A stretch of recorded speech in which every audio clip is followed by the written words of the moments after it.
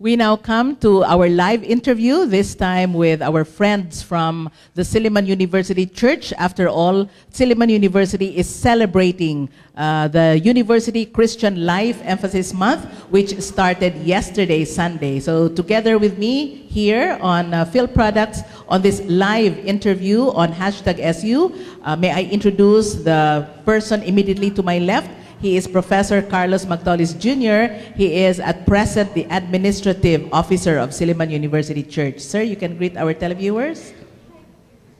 Good evening, everybody, especially to our television audience. Yes, thank you. On behalf of Silliman University Church. Thank you very much, sir. I know that this has been really a very, very busy day, which started yesterday, but thank you once again for accommodating our request to be here on #SU. Beside Professor Magtolis is Dr. Edna Calingacion. She is the Dean of Students, and as always, she has been at the forefront of any celebration because it involves as well the studentry. Hello, Ate Edna. I call her Ate Edna. Hi, Ma'am. Good evening. Yes. And beside Dr. Calingacion is at present the chair of the University Spiritual Life Council, the Reverend Dr. Janet Fallier, who has really been on top of her toes, very busy, moving from one venue to another. Good evening, Reverend Fallier. Good evening, ma'am. Yes. In behalf of the University Spiritual Life Council, good evening to everyone.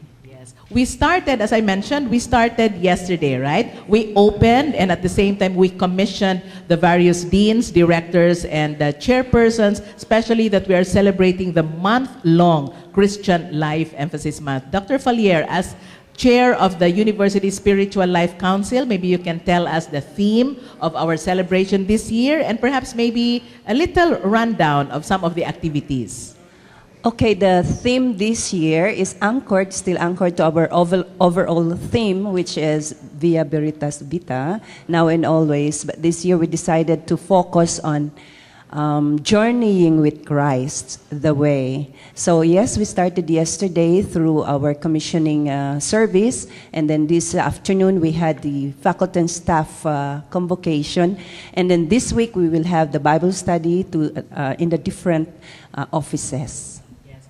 In the past, may I ask Professor Magtolis, not because he is the veteran among us, but he has actually been around for quite some time. And you have known, sir, the history of what we used to call as UCLU, University Christian Life Emphasis Week. And now we are celebrating it as a month-long like festivity or celebration. Perhaps a little backgrounder, sir, on the UCLU and then now the UCLEM and how this all started in the university. Yeah, we used to celebrate University Christian Life Emphasis Week. But again, many suggested that we should extend it a little bit longer. Instead of just a week celebration, make it a month-long celebration. Primarily to remind our students, our faculty, staff, and colleagues, including alumni, of our Christian heritage. Okay. The Galilean Fellowship, we remember that from way back, right, Ate Edna? Especially that our students, not only those who are staying in the dormitory, but practically the entire academic community. Not only students, of course, but faculty and staff and even alumni who go to the Silliman Church. But as Professor Magtolis had mentioned, principally to remind all of us of our worshipful and faithful dimension at Silliman. But Dr. Calingacion, the Galilean Fellowship has always been something that our students have looked forward to, yes. So for this semester, because after all we celebrate UCLEM every semester, right? The students actually have been asking us who are the hosts, when is Galilean Fellowship. Of course, there is the calendar, but tell us some more about the Galilean Fellowship, Dr. Calingacion. Okay, thank you for that, ma'am. The Galilean Fellowship has its roots. It was established in Silliman by the Reverend Douglas Vernon sometime in 1937, 1938. And it is a parallel gathering to that of Jesus at the Sea of Galilee. So it started with homes hosting the Galilean Fellowship in the early morning. And then later on, it became or held during nighttime with students attending the Bible studies or having the Galilean fellowship with the host families in the campus. And then for this year, we have a sort of, we tweak the usual practice of the Galilean fellowship. Instead of having the first year during the first semester and then having the seniors, because that's their final semester, in the second semester, we exchanged it. We had the seniors during the first semester, and then we have the first year students this semester. Now, given the number of first year students that we have, almost around 2,000, and the number of host families that we have on campus, it's very difficult for us to assign these groupings in the different homes. So we're having 2 batches of students, and we targeted those enrolled in the NSTP. So on Saturday, January 16, we will have the first batch, those enrolled in the ROTC program. And then on January 23, we will have LTS and CWTS. So this will be in the morning at the grounds. But the host families will still be accommodating them? We will still have, we are considering the host families for those not enrolled in the NSTP program. You know, the fact that there are host families who accommodate these students, I think is very laudable, because not only are we reminded, of course, of our faith and so on, but it fosters, you know, camaraderie, fellowship, and getting to know one another. Yeah, that's really very nice. And over the years, Dr. Kalingasyon, this has really been received very well, no, by our students. Yes, both yes. Our freshmen and the seniors. As you said, these are our target audience. Of course, not to delimit those who are in their second year and third year, because they also have other activities, right, sir? No, the second year and the third year as well. Dr. Fallier, the Bible studies that have been scheduled for the various academic units, of course, do not only happen during the UCLEM, right? Yes. We Yes. have Bible studies. We know that. It's a regular activity really on Yes, campus. yes. And in fact, we have been encouraged to, and some of us are already doing that, to start our classes with a prayer. But yes. especially during the UCLEM, I think this is where a focus or an emphasis of our Bible studies are Yes, centered, yes. especially on the theme. So we have Yes, verses yes, and so yes. on. Dr. Fallier, in terms of reaching out to practically everyone on campus, academic units and so on, do we have facilitators? I think we have facilitators that do that, right? Yes. Last Saturday, we had a facilitators training. The participants are coming from the different colleges, of course, because each college has its own faith coordinator, and that person will be responsible to facilitate the Bible study. But we also assign some divinity students to help in the facilitation of the Bible studies. That's really great. And this is month-long, so we started yesterday, a Sunday. As mentioned, we had our faculty and staff Christian Convocation this afternoon. Yes, yesterday with Dr. Betsy Joy Tan as our speaker, and this afternoon the Vice President for Development, Professor Jane Annette Bellarmino. So, sir, since we're really pressed for time, we're running out of time, in the last few minutes that we have, perhaps you can invite once again our televiewers, students, faculty, staff, and even our alumni to the various activities that are in store for all of us. Yes, of course. The University Christian Life Emphasis Month celebration is for all of us, our televiewers, our faculty, staff, students, and alumni and friends of Silliman.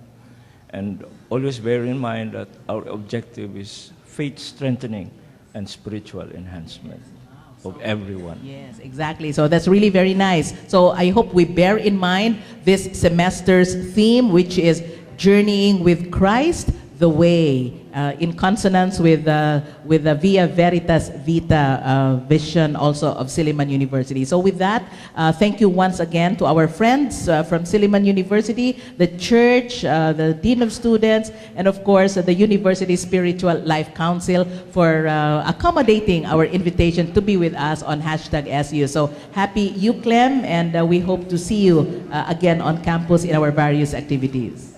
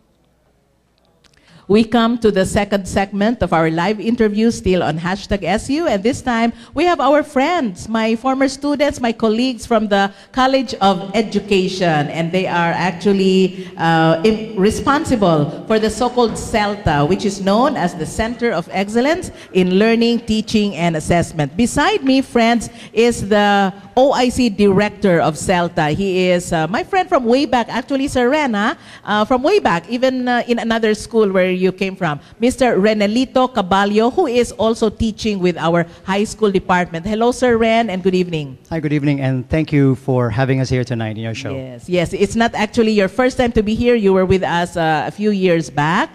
Yes, I that was think probably 3 years ago. Yes, 3 years ago. So this time I know that we have some updates on CELTA. And beside Sir Renelito is Miss Bea Zamora, my student from way back, and now also teaching at the high school department, an English major. Hello, Bea. Good evening, ma'am. Yes, good evening. And not really behind them, but together with us is another former student of mine, this time a colleague also at the high school department, Mr. Cole Leo Geconcillo. Hello, Cole. Hi, ma'am. Good evening. Greet your televiewers and maybe a special someone. Greet our Hello, televiewers. good evening. Yes. Thank you for having us. Yes, and then beside Cole here is Mr. Geraldson Crispo, a senior education student. Hi, ma'am. Good evening, ma'am. Yes, good evening. And beside Geraldson is another senior of the College of Education, Ms. Reyshiel Saldo. Good evening, ma'am. Yes, and so let's start the ball rolling. Sir Ren, very, very quickly, in a nutshell, please tell us what CELTA has been up to since the last time you were here on #SU, and perhaps what are some activities forthcoming, previews, and so on of CELTA in particular. Well, CELTA being the official training and outreach arm of the College of Education of Silliman University, we've been here extending or giving pre-service and in-service trainings to our teachers and student teachers in Silliman, and even outside Silliman. We actually have a network outside Silliman. We also cater to teachers and student teachers of other teacher education institutions in Dumaguete and the provinces of Negros and Oriental and Siquijor. And we've been advocating for more than 12 years, for about 12 years now, for innovative practices in teaching, learning, and assessment. And as to the trainings that we have conducted so far, I think the best people to explain to us those would be these people beside me. Okay. Yeah, knowing that they have been beneficiaries before and even now of the programs we've been giving in the center. All of them actually, Sir Ren, are beneficiaries, right? Except that Yes. Bea and Cole are now, Now teaching. with us, Yes. and they're now trying to return Okay. to CELTA by Yes. offering their so, services as they facilitators. are what we call as volunteers, right? Facilitators, yes, ma'am. of CELTA because ma'am. they are also with us at Silliman University. Geraldson and Reyshiel are volunteers, Volunteers, yes, and yes. very soon they will become professional teachers as Exactly. well. Okay, yeah, maybe Bea can tell us what the forthcoming activities or those that you have actually already spearheaded. We will be conducting a training this Saturday with one of your former, what do you call it, sir? Classmate in his ILEP program. So this is about the instructional media in the 21st century. And who are our recipients? Who are the participants? Yes. Reyshiel. This activity will be participated in by our fourth year education students, yes, from Silliman University. Okay, yeah, so this is yet, as mentioned by Sir, no, exclusively for Silliman University students. Yeah, before I move on any further, I think a few years back, we have like a networking with some teacher education institutions, right? Or TEIs. However, with the number of students that we have now in the College of Education, we have increased our enrollment. Thankfully and fortunately, our main beneficiaries or our focus this time, our priority would be our students in the College Exactly, of Education. ma'am. Yes, considering that it's not going to be a healthy workshop, a productive workshop, if we have more than like 100, because you used to be just 40 or 35 during their time. But now, we are quite a big number already in the College of Education, right? Yes, we ma'am. have reached, I think, 500 or something, or We're- even more. Okay, we're close yeah. to 600 already Okay. this Okay. current Oo. semester. Maybe we can mention also the name of our speaker on Saturday. Dr. Randy Quello will be coming Ah, over. He is okay. actually the associate, or he is the assistant to the vice president for academic affairs of La Consolacion College of Bacolod In City. Bacolod. Yes, ma'am. Okay. So that's great, no? So it's something that our students can definitely look forward to, especially that this will concern them in the future and when they also look forward to becoming professional teachers. May I ask Geraldson, since it's your fourth year, so in other words, it's your last year in college, yes, definitely. Your major, again, is English, right? General education. General education. So you look forward to teaching in the elementary department, yes. But may I ask, because you are a volunteer, right? Yes, ma'am. You're a volunteer. So far, in the various symposia or perhaps trainings that you have attended, how beneficial? Of course, they're all beneficial. But what particular aspect in these trainings can you say have actually been very useful to you and which you can bring with you even after you finish your course? Yes, ma'am, because this program is actually very unique, ma'am, because there are topics that is being discussed inside the classroom, but when in this program, ma'am, that specific topic that is very, very important is being discussed by those experts. So it's really helpful to us as future teachers because somehow we can see how the real world is working. So because of that, we have this. Yeah, we can. Because of that, we are equipped with this extra knowledge. You know, because you're in the field of education, it's really a never-ending process, no? Cole here, who has actually graduated, not really a long time ago, of course, because he's still very young. We're all very young. But Cole, may I ask you now, no? You are teaching in our high school department. You have also been a recipient of various trainings conducted by CELTA. What things have you tried to impart at this point in your teaching career, no, to your students, those that you have gotten from CELTA specifically? Are there certain things or pointers that you have now imparted to your students, which you can say you got from CELTA? I think it's not a particular, more of it came from the preparation. Like Geraldson said that the program really helped us, equipped us, prepared us for what the real world was, because the classroom setting is very different from when you actually handle the classroom itself filled with people. So I think the program was able to adequately equip the people, the participants rather. So in other words, aside from our regular classroom instruction, sometimes it can get not exactly routinary, no? Because after all, we always have some new things to learn. But as Geraldson had mentioned, coming from the experts would really spell a lot of difference, because since they are the frontliners, they are those who have been in the field for quite a long time, and they are able to impart to us what we can likewise impart to our students as well. So again, we're running a bit with the time that we have left with us. That's actually what we are always being so afraid of, especially in a live episode such as this. But once again, may I thank you guys. I hope your tribe increases.